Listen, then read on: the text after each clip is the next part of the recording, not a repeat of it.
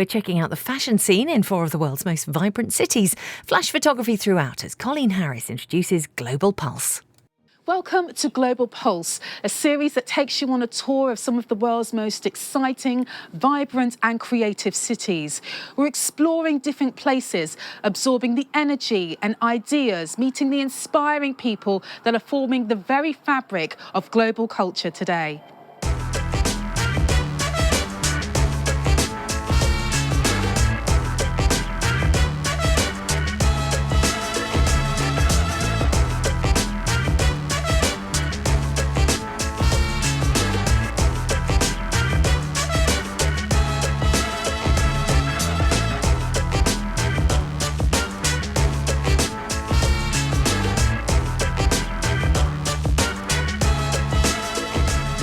Speaking of fabric, this edition of Global Pulse will be zooming you round Seoul to meet 2 designers who are bringing contemporary South Korean fashion to the world stage.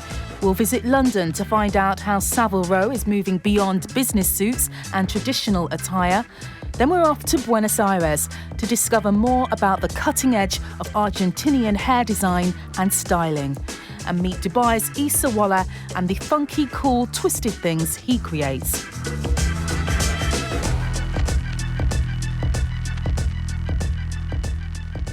Let's speak to Steve and Yoni now about their expressive designs and how they've helped change the face of South Korean fashion from monochrome traditionalism to vivid colours and cuts. Here, Steve J and Yoni P represent modern, contemporary South Korean fashion and clothing design. They're now partners in more ways than one. Not only do they work together every day, but they're married too. They're inseparable.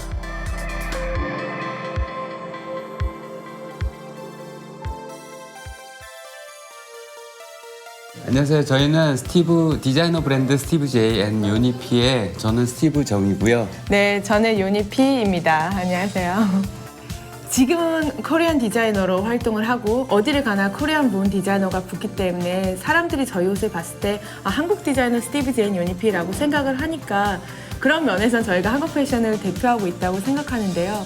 근데 저희가 약간 전통적인 한국적인 디자인을 한다기보다는 좀 더 현대에 맞는 그런 콘템포러리한 코리안 영 디자이너를 대표하고 있는 것 같아요. 그래서 한국의 대학교에서 패션을 공부할 때 스티브를 처음 만나게 됐고요. 그때부터 장난으로 우리 나중에 커서 커플 디자이너 하자 했던 게 꿈으로 연결된 것 같고요. 사람들이 많이 궁금해하는데 같이 디자인하고 같이 생활하고 같이 여행 다니고 그런 게 이제는 어느덧 되게 익숙해져서 오히려 같이 영감을 다니면서 새로운 디자인 아이디어를 얻는 게 지금은 굉장히 좋은 것 같아요. 되게 웃긴 거는 저희가 서로가 없으면은 되게 허전해요. 예를 들어서 잠깐 운동을 어디 나간다고 해도 그 새를 못 참고 막 전화를 한다든지 약간 그런 건 있어요. 저뿐만 아니라 마찬가지예요. 서로. 맞아요. 제 생각에 코리아 패션이 정말 빠르게 발전하고 있다는 걸 많이 느낀 게요. 몇 년 전까지만 해도 솔직히 오피스 걸들이라던가 하시는 분들은 되게 무채색도 많이 입고 되게 보수적인 스타일의 옷을 입었다면 지금 패션 스트리트에 나가보시면 정말 깜짝 놀라실 거예요. 젊은 친구들이 저는 어느 세계를 가도 이렇게 멋을 많이 내고 자기 개성을 많이 낸 걸 못 봤거든요. K-팝 같은 것들도 문화 자체가 많이 알려지면서 그 사람들이 좋아하는 라이프 스타일을 쫓아가기를 원하는 친구들도 되게 많거든요.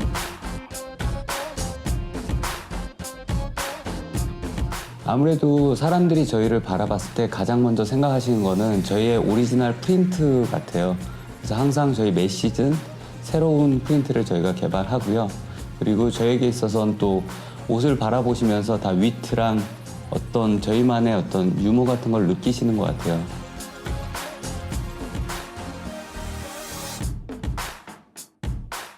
이제 코리안 셀레브리티들도 저희 옷들이 어디 무대에 나가거나 했을 때 굉장히 프린트들이 밝기 때문에 많이 고객들로 오시기도 해요.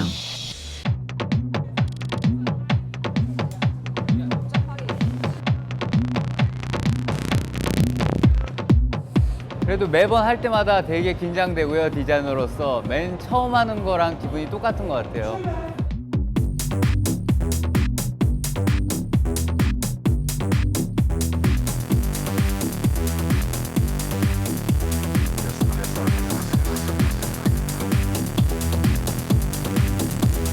네, 저희 이번 컬렉션 주제는 Nevertheless Life Goes On이라고 해서 아무리 젊은이들이 힘듦과 방황, 고난이 있지만 그래도 결국에 시간은 가서 좋은 날이 올 거라는 그런 희망의 메시지를 담고 있는 컬렉션이에요. 그래서 약간 컬렉션을 보시면은 전체적으로 좀 약간 뭐라 그러지? 투쟁적인 약간 느낌도 있고 동시에 되게 평화적인 느낌도 담고 있고요. 플라워 프린트라든지 아니면 카모플라주 프린트를 이용해가지고 좀 극적인 그런 요소들이 많이 나와요. 그 젊은 층들도 정말 패션에 관심이 많아서 밖에 나가보시면 열띤 그런 장면을 많이 보시거든요. 그래서 서울 패션이 정말 발전하고 있다는 느낌을 매번 느끼고 있어요. 그리고 서울에서 대한민국에서 활동하는 패션 디자이너들이 해외로 지금 잘 뻗어나가고 있고 계속 주목해 주시면 너무 좋을 것 같아요. 저희도 열심히 할게요. 예. 예, 감사합니다.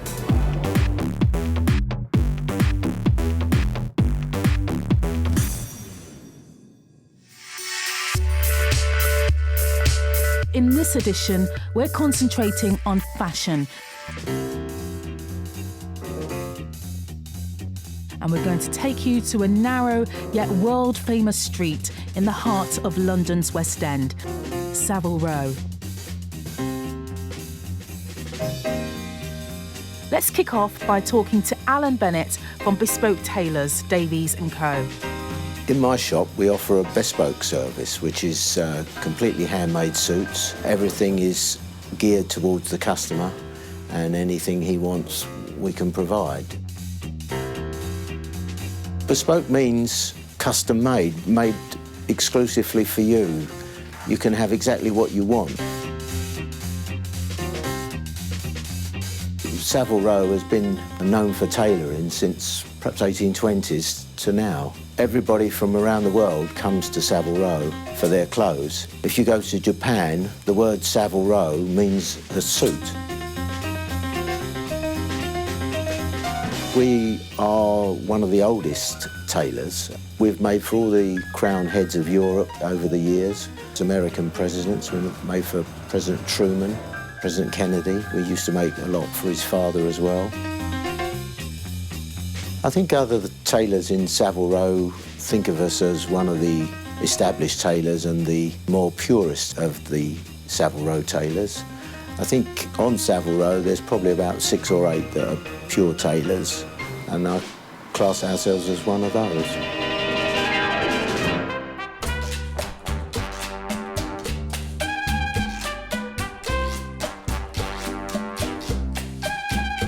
We're not predominantly just a tailors. There's so much more to the business. The House of Hardyamis, it was a home. It was the home of the playwright Brinsley Sheridan, built in 1735.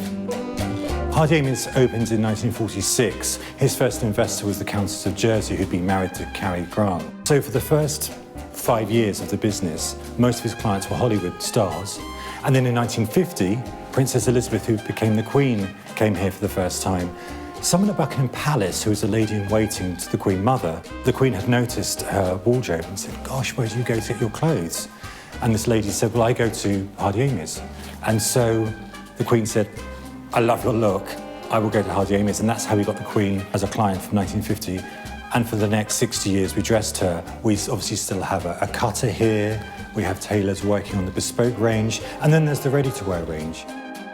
Savile Row is a mecca for menswear. It's the only place in the world where one can find a whole diverse series of menswear tailors. I think the future of Savile Row, really, is the eclectic mix of the establishment and new and up-and-coming designers.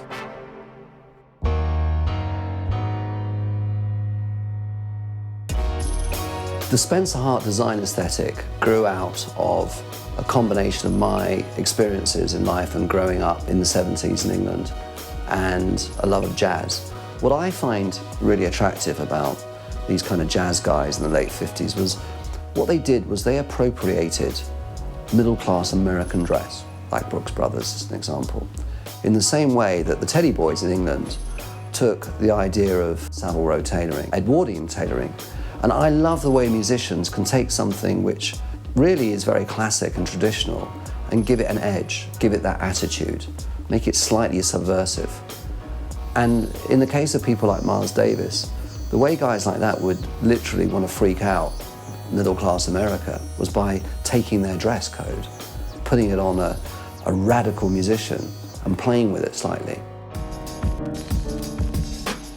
We're a company that manages to make tailoring for a future King of England.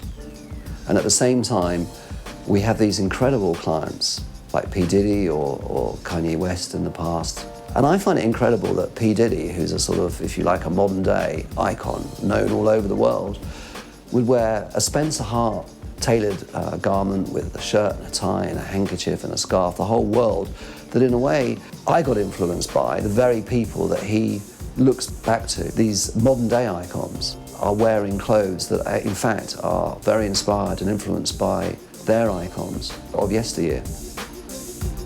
If I could choose any one colour that a man could wear most of the time, it would be midnight blue. The reason why is because at night, midnight blue does the job of black, and in the daytime, midnight blue is like a navy. So it doesn't look like you're trying too hard in the daytime, and at night, you suddenly come alive.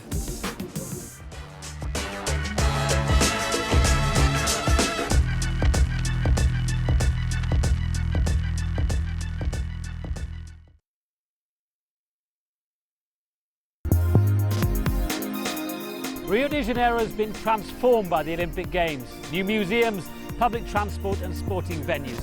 But in a city with chronic levels of inequality and poverty, is the money being spent on the right priorities? For all your Olympics coverage, join us here on BBC World News.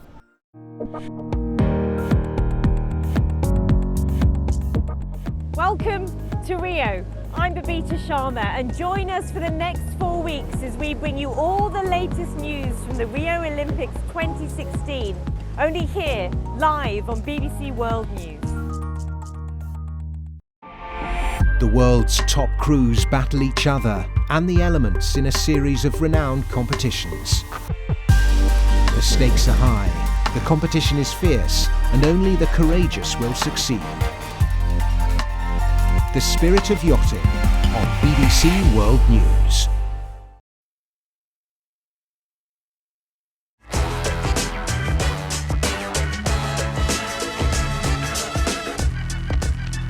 Buenos Aires, the capital of Argentina, renowned for its disfruta de la vida, its zest for life, and the city is striding ahead in fashion. Take a walk around. You could be in Soho, London, or Soho, New York City.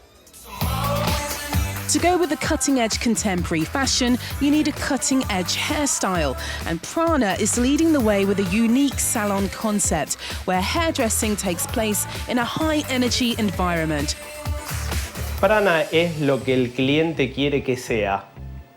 Es una fuerza, es una energía versátil que cada cliente puede interpretarla como tenga ganas. Obviamente que lo que hacemos es cortar muy bien el pelo, pero pueden pasar muchas cosas a la vez.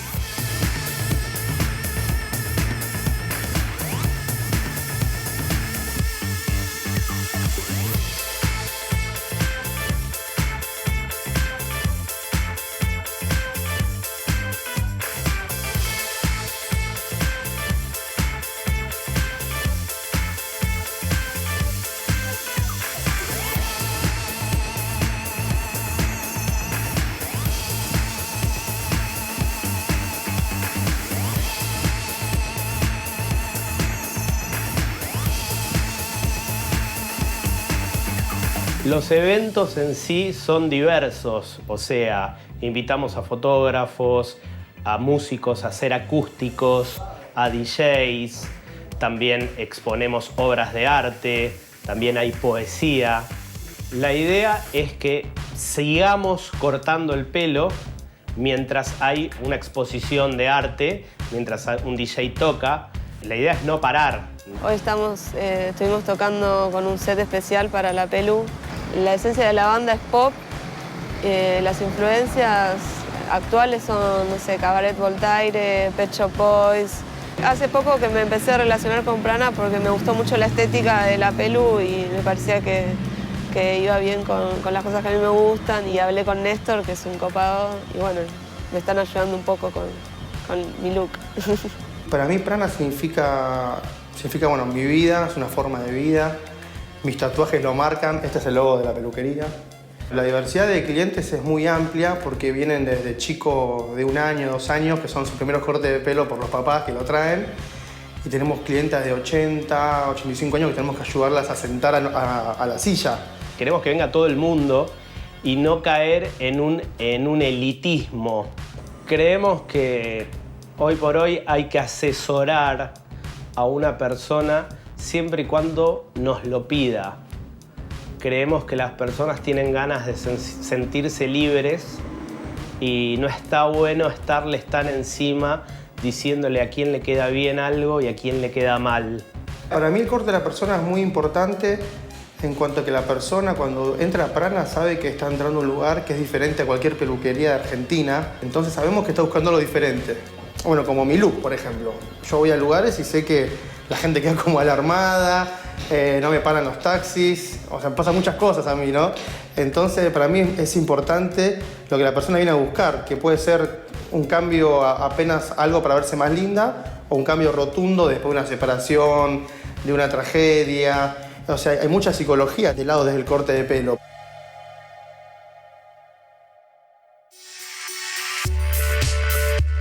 Now we're going to Dubai, home to innovation, but with a relaxed attitude. Dubai lets you see a combination of Arabic traditions with modern, almost Western fashion and design.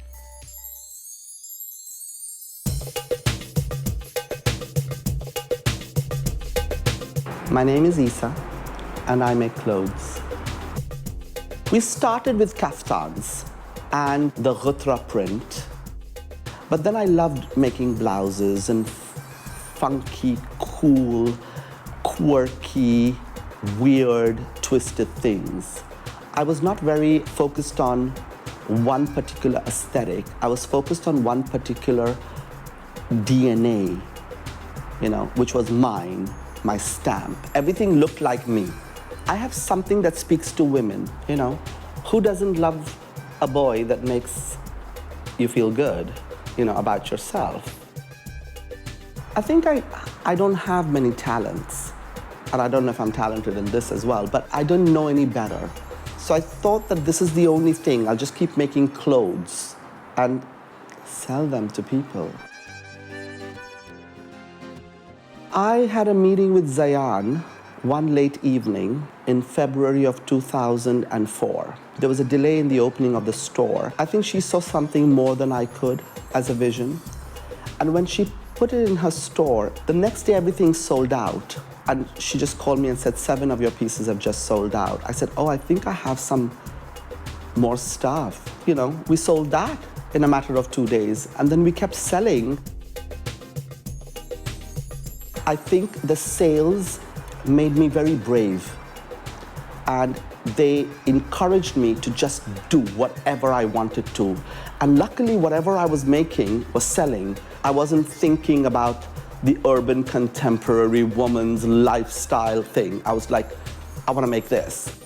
And then I kind of keep it simple, but at the same time appealing to many occasions. I think today women need those kind of clothes, multifaceted clothes.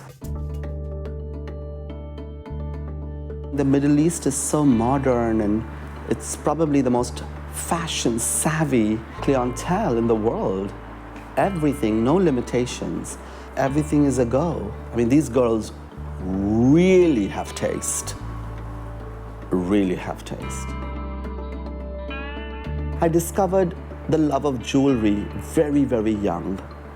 And then as I grew older, I kind of looked at the aesthetics of Daphne Guinness, Michelle Lamy, Laurie Rodkin, and I was like, oh, I could do this, but my way.